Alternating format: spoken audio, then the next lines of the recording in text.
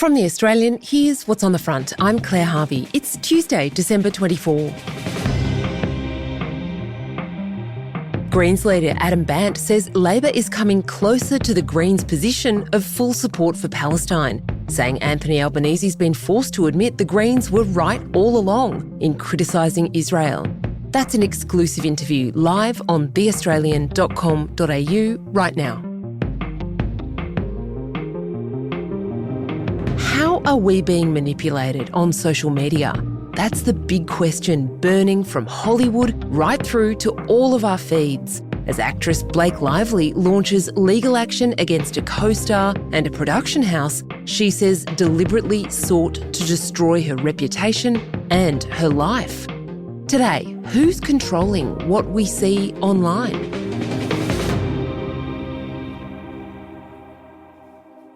It was one of the biggest movie releases of 2024, the long-awaited cinematic adaptation of Colleen Hoover's blockbuster novel, It Ends With Us. We all have an idea of what love can be. I want to see you again. Now you see me. You know what I mean. The film's stars, Blake Lively and Justin Baldoni, who also directed It Ends With Us, embarked upon a flashy press tour reminiscent of the media blitz executed to perfection by Margot Robbie's Barbie. I mean, honestly, I didn't have any hesitations. To me, it was a no-brainer. But the longer it went on, the more things felt a bit off. There's clearly something going on with this movie. They were at the premiere last night. They're all still not interacting with Justin. Mind you, he's the producer, director, and a main character. Baldoni was rarely pictured with his co-stars on red carpets. Lively was criticised for her light-hearted promotion of a film about domestic violence. It Ends With Us is in theaters now, so grab your friends, wear your florals, and head out to see it. And for using the publicity tour to spruik her hair care and alcohol brands. Old interviews resurfaced in which Lively appeared condescending, rude or bratty. What's the best way for them to be able to talk to you about this? How would you recommend they go about it? Like asking for my address or my phone number or my location share. Or I could just location share you and then we could... It quickly became a pylon of a particularly new kind, a social media avalanche of negative videos, posts and stories, apparently made by creators who'd all come to a similar conclusion. Blake Lively was horrible. After hearing her concerningly vapid answers to fairly serious questions, I found myself asking, has she always sounded like this? I think my algorithm was tricking me. Ellie Dudley is The Australian's legal affairs correspondent. She's also in her 20s, which means she's a prime target for this kind of viral social content. I was just being fed so much content that told me that Blake Lively was a bad person. On Friday, Blake Lively filed a legal complaint, revealed by the New York Times, in which she accused her co-star, Justin Baldoni, and others of legal violations including sexual harassment and retaliating against her for a workplace complaint. She's claiming Baldoni, producer Jamie Heath, their film company Wayfarer, and its billionaire founder Steve Sarowitz, and public relations people they employed, crafted a sophisticated social media astroturfing campaign in which they created and then fed an onslaught of negativity against Lively. The lawsuit claims it was all in an attempt to intimidate Lively into staying silent about her claims that Baldoni and Heath had behaved badly on set.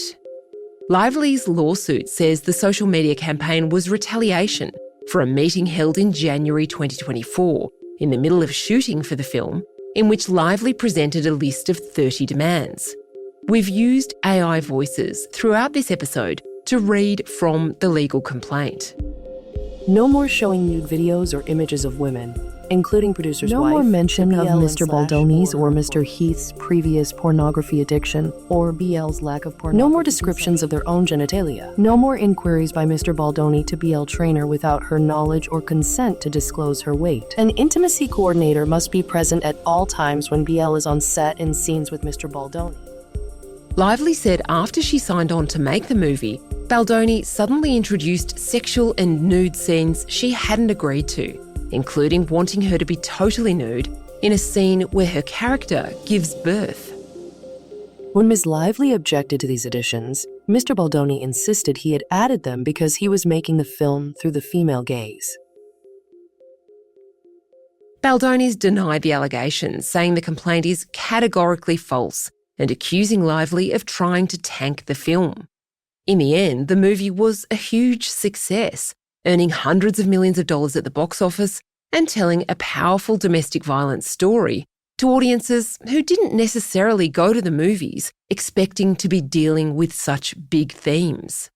But the legal dispute opens a window into how reputation is now, perhaps more than ever, being manipulated. The really explosive part of the lawsuit is a series of text messages Lively says she obtained by subpoena. They purport to show Baldoni's publicist, Jennifer Abel, in August 2024, messaging PR consultant Melissa Nathan that her client, Justin Baldoni, wanted the PR professionals to destroy Lively's reputation. Abel allegedly texted, "He wants to feel like she can be buried." Nathan allegedly texted Abel back, "We can't write, we will destroy her. Imagine if a document saying all the things that he wants ends up in the wrong hands. You know we can bury anyone, but I can't write that to him." Coming up, so what does this all mean for women in the public eye and for the way we consume social media?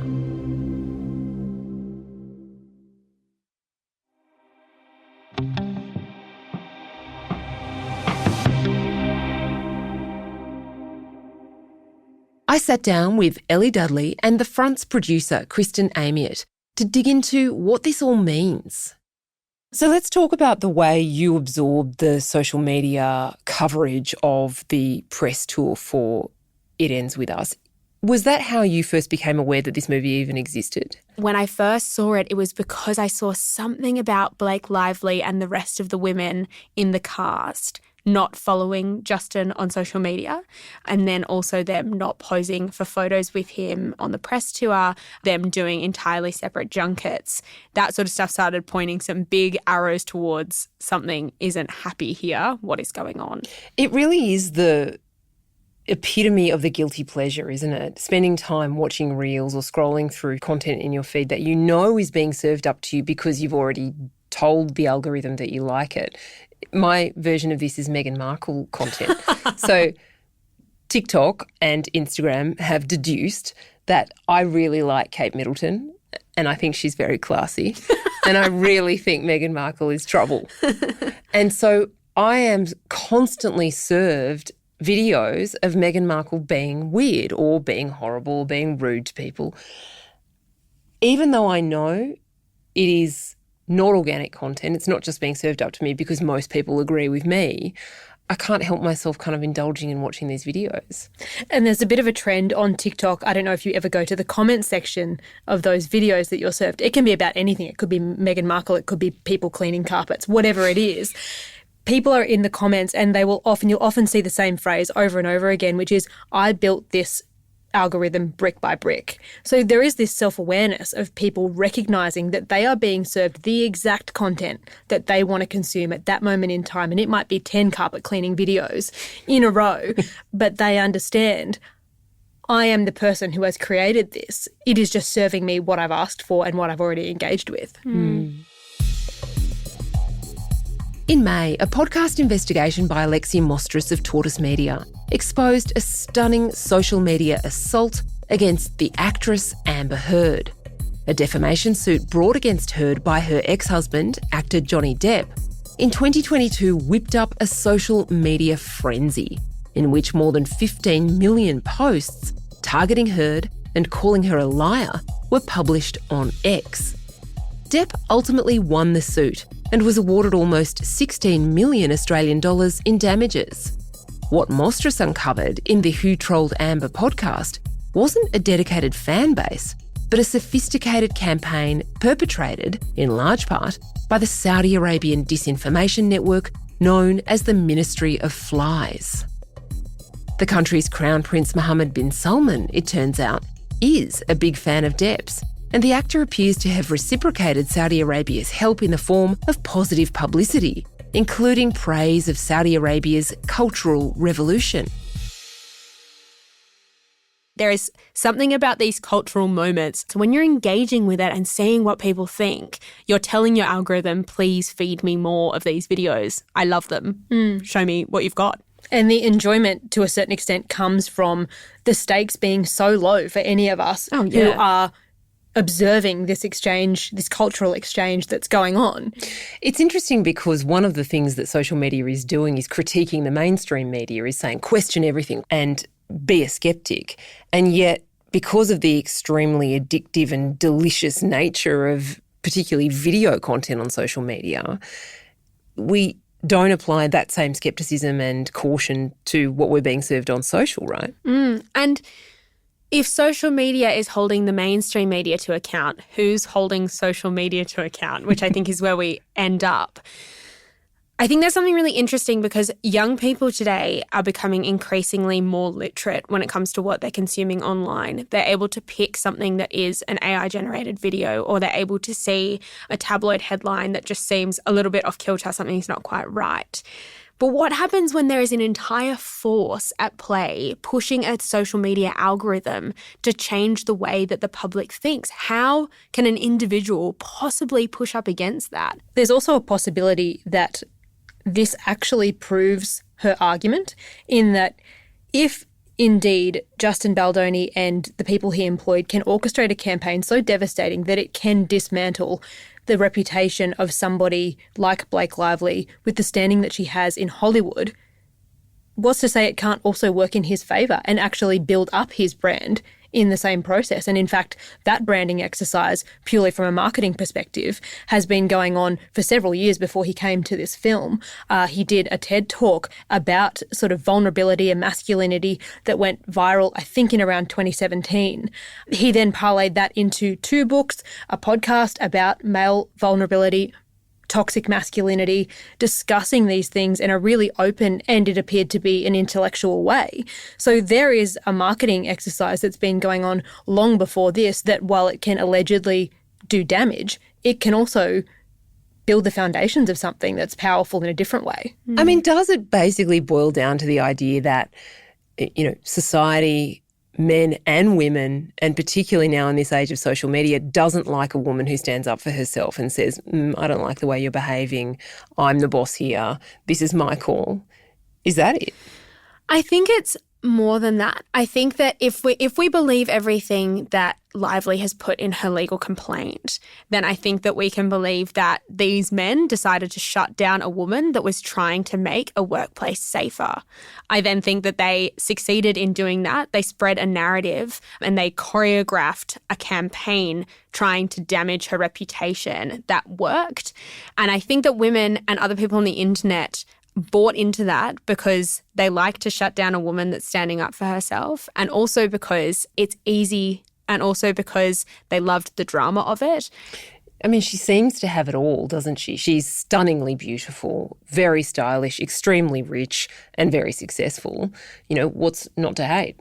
And broadly liked as well, right? She built this entire brand around being a nice lady. She's got her fun, playful relationship with her husband, Ryan Reynolds. And they've built this brand about being really, really likeable. They flew too close to the likeable sun, if you will, and got burnt. And so the internet is really happy to pile onto somebody because, you know, they're doing too well, or they're too successful, or they're too beautiful, or whatever it is. Ellie Dudley is the Australian's legal affairs correspondent. Over summer, we'll be right here on the front with the headlines you need and some deep dives into Australia's best journalism. Whether you're listening on the beach or on a road trip, or just escaping from the relatives while pretending to walk the dog, from all of us here at the front and The Australian, have a Merry Christmas, a Happy Hanukkah, a brilliant New Year, and a beautiful time with your favourite people.